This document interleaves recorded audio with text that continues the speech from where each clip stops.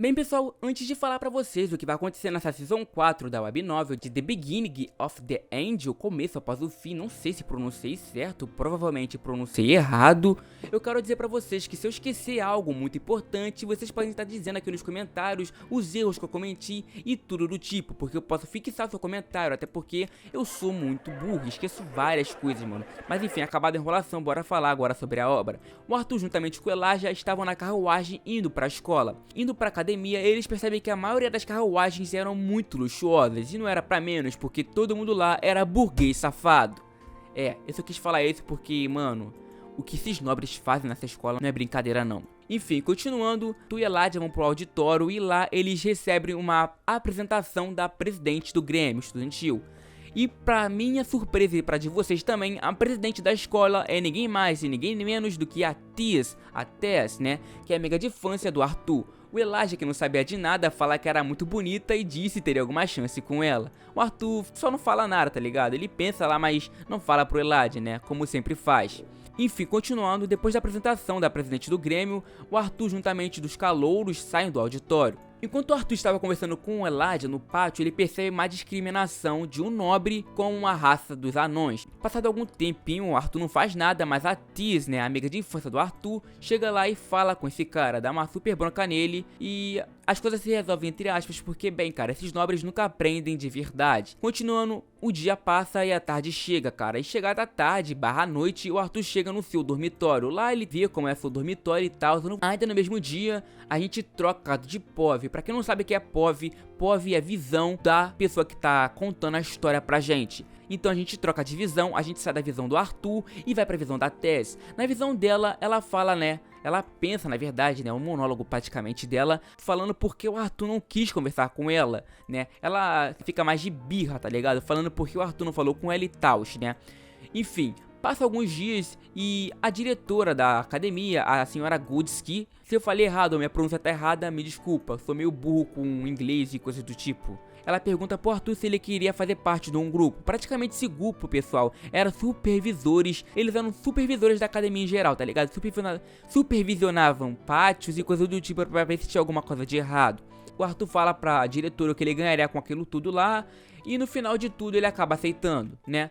Enfim, depois de um tempo, passa um dia na verdade, o Arthur vai conhecer o pessoal que era os supervisores também. Lá ele é recebido por Claire.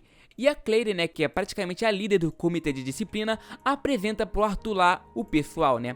E bem, eu vou citar duas pessoas aqui importantes desse comitê de disciplina, que são o príncipe e a princesa, né, que também faziam parte desse comitê.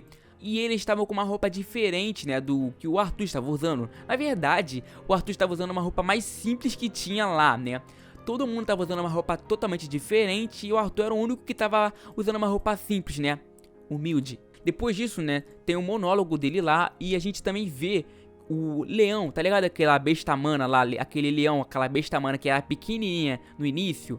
Agora ele tava bem maior comparado com o início, quando a gente viu ele lá. E o príncipe fala que conseguiu fazer um contrato por igual. Ele conseguiu fazer um contrato por igual com a besta mana. Eu não sei se é contrato por igual o nome certo, mas ele conseguiu. E Arthur fica bem impressionado, fala que ele não achava que conseguiria fazer o contrato por igual. Ele achava que ele ia subjugar a besta mana, mas foi o contrário, né? Que é bem impressionante. Passado alguns dias, eu não sei se passa um dia, dois, mas finalmente o Arthur tem suas aulas na academia. A sua primeira aula é com o professor.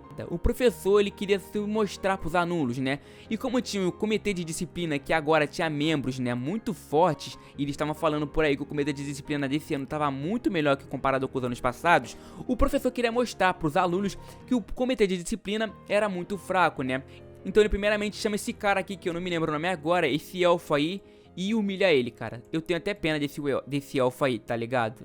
Depois disso, né, a princesa, que também tava na sala, né, ouvindo a aula do professor, ela vai lá lutar contra o professor. Eu não sei se vocês perceberam quando vocês estavam lendo o Webtoon, mas a princesa também tem um atributo de gelo, pessoal, e ela usou esse poder contra o professor. Ela até que se sai um pouco bem, mas só que infelizmente ela foi um pouco afobada e acaba perdendo também. Depois disso, chega o Arthur. O Arthur vai lá e não só humilha o professor, e se massacra. Ele massacra o professor. Meu, quero muito ver esse bagulho desenhado, mano. Ele massacra o professor de um jeito incrível.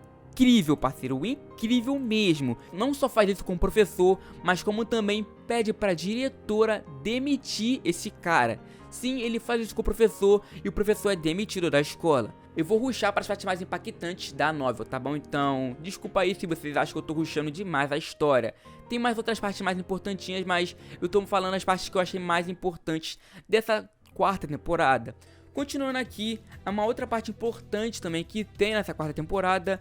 Depois disso, o Arthur tem aula com o professor Gideon. Sim, o Gideon foi pra academia e agora é professor. Ele tá dando aulas de fundamentos de arte fixação. E o Arthur também conhece uma garota lá que senta ao lado dele, que eu simplesmente me esqueci o nome, se eu não me engano o nome dela é Emily. O Arthur poderia escolher outro fundamento, né, quando entrou na academia, só que ele acabou escolhendo esse fundamento aí que eu falei agora, tá? Eu esqueci de citar isso no início, que era importante, eu não sei porque eu esqueci, mas tá falado aí, tá, pessoal? Continuando aí, pessoal, nessa aula, ele acaba encontrando ele, sim, o Lucas, pessoal, aquele cara que ele odiava. Tava lá na aula também. Ele não faz nada com o Lucas ainda, porque acho que ia ser bem idiotice dele se ele fizesse algo agora. E continuando, passa alguns dias de novo e finalmente acontece uma parte bem impactante, que foi a aula que eles tiveram lá. Que aula que eles tiveram lá? Foi a primeira aula que eles tiveram de luta. Eles iam lutar com outros alunos, pessoal. Bem, pra quem não sabe ainda, o Arthur estava usando seus dois elementos mais fracos. Os outros elementos que ele usava, ele só estava usando os dois elementos lá, que eu esqueci agora. É vento e terra, se eu não me engano. Bem, simplesmente o Arthur acabou por lutar contra o Lucas, cara. O cara que ele mais queria lutar, ele acaba lutando. A Tessia também estava lá, pessoal. Ela lutou contra, se eu não me engano, o filho do rei. Bem, pessoal, o príncipe, né, de Sapen, que não é mais príncipe, o atributo que ele usava era o fogo. E ele foi lutar contra a Tessia. Bem, enquanto o Arthur lutava contra o Lucas, né, que também estava usando o atributo fogo, bem, o Lucas lançou o poder de tornado de fogo dele, cara. E o Arthur fez com que o Lucas ficasse sem oxigênio, cara. Sim, ele usou o poder de vento dele, o Arthur a seu favor, e fez o Lucas ficar sem oxigênio. Enfim, enquanto eles estavam lutando lá, ele percebe que a luta da Tessia estava se agravando. E infelizmente, o príncipe lançou um ataque muito potente que ia matar a Tessia, cara. O Arthur, percebendo isso, lança mais uma vez o poder dele. Aquele poder que ele usou só uma vez, que é disparar o tempo. Agora ele consegue usar por mais tempo e vai até a Tessia para ajudar ela. O que ele faz? Ele faz escudo humano, agarra a Tessia e salva ela do poder dele, sendo atingido por completo pelo ataque do príncipe. Bem, depois disso, o Arthur fica desacordado por uma semana praticamente. Os pais dele foram chamados lá também, e os pais da Tessia também foram chamados lá. Bem, o Arthur não estava tão bem assim ainda, ele estava se recuperando, mas não foi nada tão grave. O Arthur não ficou lesionado e coisas do tipo, ele ia conseguir se recuperar. O sogro do Arthur agradece muito o Arthur por ter salvado sua filha, e cara, a Tessia estava lá, ela ficou toda envergonhada e coisas do tipo. E depois do agradecimento do pai da Tessia e da mãe da Tessia por Arthur e também do avô da Tessia também, os familiares do Arthur e os familiares da Tessia e a própria Tessia vai embora de lá. Por quê? Porque o Arthur não estava mais aguentando ficar acordado, ia dormir. Depois disso, o Arthur volta a dar um cochilo, cara. Não se passando muito tempo, a Tessia volta lá e sabe o que ela faz com o Arthur?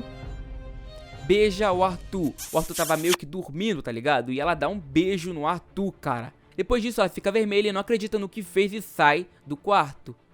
O Arthur fica vermelho também porque ele não estava dormindo de verdade, ele percebe que a Tessia fez e fica sem reação, ele simplesmente não acredita no que ela foi capaz de fazer. Após ele se recuperar da lesão, pessoal, ele vai ver a Tessia novamente. Vendo a Tessia, ele conversa com ela e devolve o beijo dela, né? Vocês pensaram que ele não ia beijar ela de novo não, né? Negativo, ele beija ela de novo, cara. Mas isso vai demorar um pouco pra acontecer no Webtoon, provavelmente vai ser lá pro capítulo 120, 130, cara. Depois disso, pessoal, a Tessia vai embora e conversa sozinha no quarto dela e o Arthur fica vermelho mais uma vez.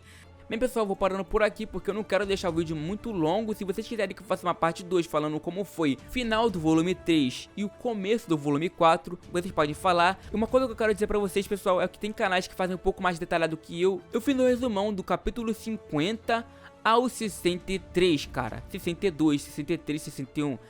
ao 62, se eu não me engano, cara. Se você quiser depois, pessoal, tá pegando e ler o que eu pulei, coisas do tipo, você pode fazer à vontade. Por quê? porque esse vídeo ficou rushado. Tem dois canais aí que fazem um vídeo mais detalhado que o meu sobre a Light Novel. Na verdade só tem um, né? Tá fazendo como foi a segunda temporada e tá os comparando, mas quem sabe depois ele pega e faz sobre a terceira temporada. E também tem outro canal que tá fazendo um audiobook de todos os capítulos de The Brink of the End ou de Começo após o Fim. Eu vou estar deixando também o link aqui embaixo na descrição. E bem pessoal, esse foi o vídeo, espero que vocês tenham gostado. Se vocês acharam que eu fiz alguma coisa errada, falei alguma coisa errada, rushei muita história, só deixar aqui embaixo nos comentários, cara. Eu vou entender muito bem o que você disse e vou tentar detalhar mais no próximo vídeo, que eu sei que vocês também provavelmente gostam disso. E o vídeo de Dungeon Ideia vai sair amanhã ou domingo. É isso aí, até a próxima, falou e tchau. Latão!